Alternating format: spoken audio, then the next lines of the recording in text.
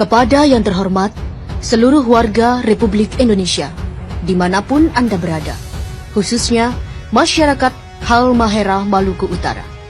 Dengan segala hormat, saya Anissa Madaniah memberitakan tentang tambang emas yang ada di Halmahera. Pemberitahuan ini sengaja saya menggunakan bahasa Indonesia dan tiada satupun kata-kata intelek agar seluruh lapisan masyarakat bisa memahami semua apa yang saya tuliskan. Perlu kalian ketahui bahwa tambang emas yang paling terbesar di seluruh Indonesia tempatnya bukan di Papua, tapi tempatnya berada di Halmahera Maluku Utara. Tambang emas itu milik negara kita. Artinya, emas itu hanya milik negara. Bukan berarti tambang itu milik pemerintah setempat atau bukan milik pribadi pemerintah pusat. Kini tambang emas itu telah diberikan oleh Luhut Binsar Panjaitan dan Jokowi kepada pengusaha asing yang berasal dari negara Cina dengan dana investasi sebesar 70 triliun 200 miliar rupiah pada tanggal 3 Juli 2017. Selama ini, alasan mereka bahwa tambang-tambang itu hanya untuk kesejahteraan rakyat, tapi kata-kata itu adalah pembodohan atau kata-kata bohong. Sudah berapa banyak tambang-tambang milik negara kita telah dibelikan oleh pemerintah kepada pihak asing.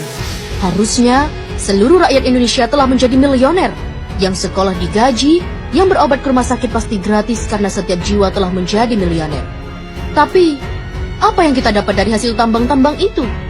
Justru tambang itu habis, dan uangnya bahkan tiada. Malahan, rakyat Indonesia semakin miskin saja. Para pemimpin Indonesia, semuanya orang-orang buangan. Mereka hanya tumpukan-tumpukan sampah tanpa ilmu pengetahuan, lalu mereka menjadi manifest atau pencari jabatan di negeri ini dengan jalan sogok dan suap. Manifest ini menghalalkan segala cara untuk memperoleh jabatan. Ada menggunakan sistem suap, mengelabui rakyat dengan berkampanye dan saling menjatuhkan saingan-saingannya di saat kampanye. Mereka ini orang-orang yang mengaku beriman kepada Allah, tetapi mereka ini para pelanggar firman-firman yang telah dibuat oleh Allah di dalam kitab suci Al-Quran. Bahkan, mereka-mereka ini tidak menguasai ilmu pengetahuan dasar dan mirisnya adalah gelar mereka dapat dari hasil membeli atau menebus di sebuah universitas. Sehingga mereka membuat kerusakan pada negeri ini. Bahkan, mereka pun sangat berani merusak bumi ini. Maluku Utara adalah provinsi yang paling terkaya di bumi pertiwi ini. Akan tetapi, warganya dimiskinkan secara sengaja. Wahai saudaraku, ketahuilah oleh dirimu bahwa Maluku Utara adalah provinsi termiskin se-Indonesia karena pemerintah pusat dan gubernur daripada serta wali kota Maluku Utara yang sengaja memiskinkan warga di sana karena Halmahera mengandung batu bara, nikel, tembaga, biji besi, gas, minyak, emas, dan lain-lain.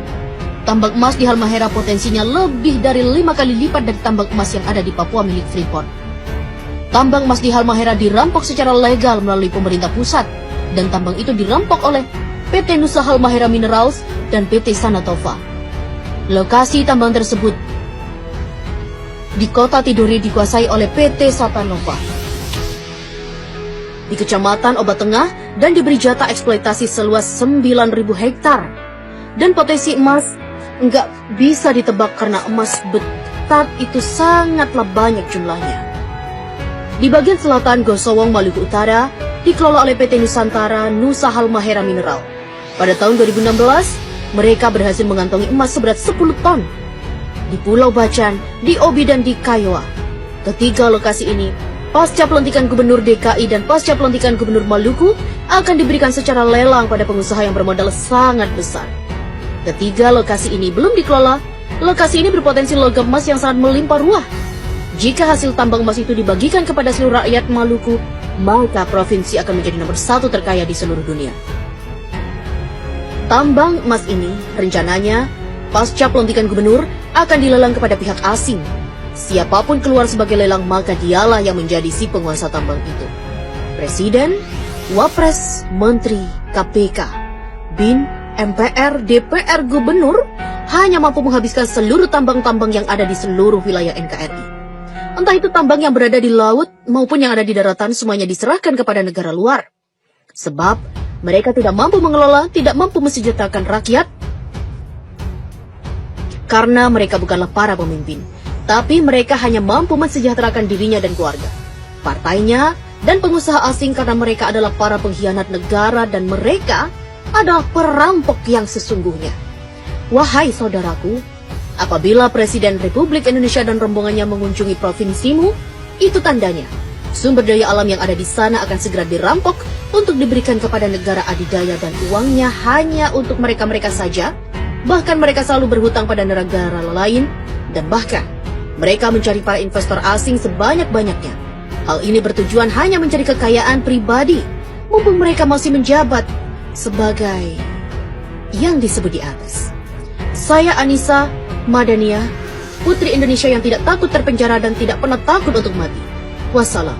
Mohon diviralkan biar sampai ke tangan para pejabat yang amanah. Bahkan mereka-mereka ini tidak menguasai ilmu pengetahuan dasar, dan mirisnya adalah gelar mereka dapat dari hasil membeli atau menebus di sebuah universitas. Sehingga mereka